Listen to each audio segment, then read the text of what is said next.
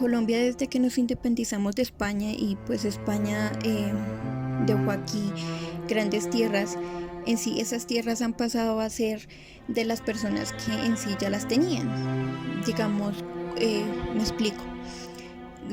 Grandes asentados dejaron criollos con, con sus respectivas tierras, las cuales poco a poco.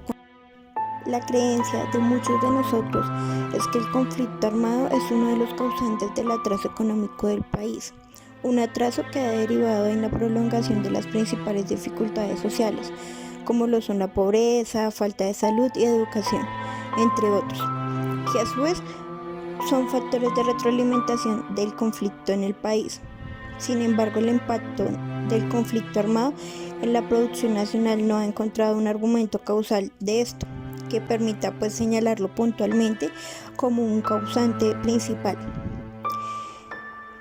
para la explicación del atraso actual y más aún para llegar a creer que su finalización, la prosperidad económica llegaría al país. El país ha pasado por varios periodos de reformas agrarias, iniciando en el año 1200 hasta la actualidad. Con la guerra se iban adueñando de más. En 1946, en la época de Mariano Ospina, bajo los opositores y lo marcaron también por el abuso de poder, pero todo esto se ensanchó un poco más en 1948 pues con la muerte de Jorge Eliezer Gaitán, el cual era un muy buen líder que no solamente a personas aquí en la capital sino a nivel país lo admiraban y iban con él. Se desataron guerrillas liberales, ejércitos conservadores, causando desplazamiento aproximado entre 300.000 personas, creando pues más dominio de las tierras de los grandes hacendados. El gran problema en Colombia yo creo que es como la apropiación de tierras, en que los grandes hacendados siempre quieren tener tierras y pues en sí no se están produciendo porque los grandes hacendados ponen nada más el 10% a trabajar. Entonces esto podría, pienso yo que podría ser una muy buena oportunidad de poner y aprovechar todo o en su gran mayoría las tierras, pues porque Colombia es una tierra muy fértil. En muchas zonas de Colombia se puede cultivar muchas frutas, muchos tubérculos, de los cuales pues podemos sacar mucho provecho.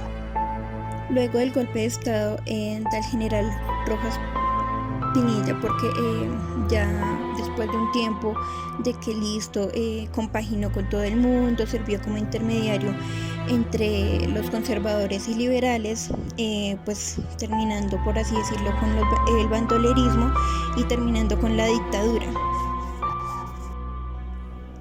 La oposición, tanto conservadores como liberales, han vivido más o menos 16 años a nivel de poder. Siempre se han repartido en fusiones bipartidistas.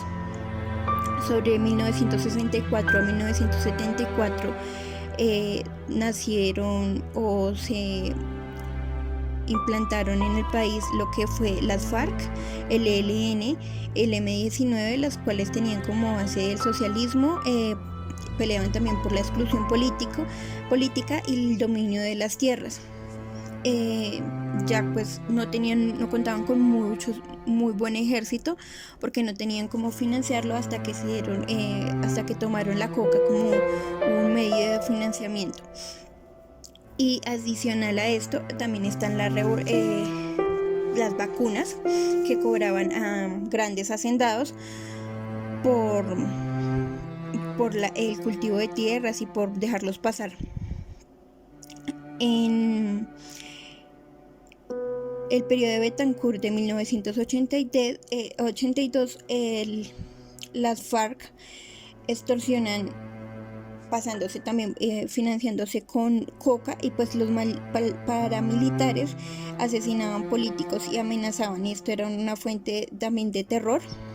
y allí nació también lo que fue el narcotráfico, que pasamos por el cartel de Medellín, en donde su principal foco era inspirar y sembrar miedo a nivel de bombas, secuestros.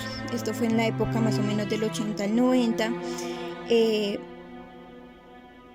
Los paramilitares se desmovilizaron cuando llegó el Plan Colombia, cuando pues también se iniciaron los diálogos de paz de FARC, y pues en diálogos vamos pasando todavía a ver si el nivel de terror y de una u otra manera lo que nos siembran estos grupos armados es cada vez más desplazados, más aglomeraciones en las capitales, porque cada familia cuando es desplazada lo que busca son nuevos caminos y nuevos puntos donde llegar.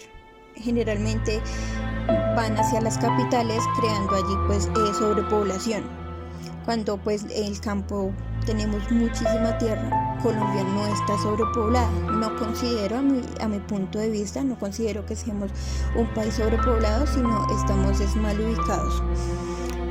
Los focos se ven en las capitales, cuando pues para mí, y en base a lo que yo leí, esto lo saqué de un libro que se llama Comunales y Bandoleros,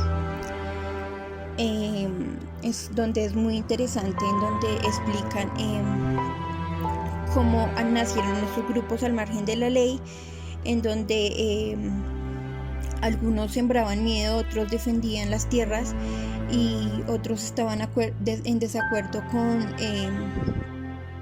lo que los hacendados se quedaran con las grandes tierras y cada vez tuvieran más tierras. La finalidad de este video es explicar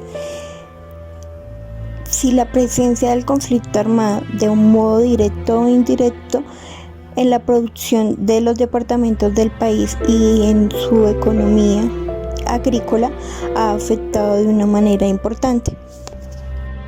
Varios de los campesinos son desplazados por medios de amenazas y masacres, en donde ellos optan por dejar sus tierras, dejar de cultivar sus hectáreas, abandonar forzosamente sus tierras y llegar a los centros de las ciudades a buscar un rebusque.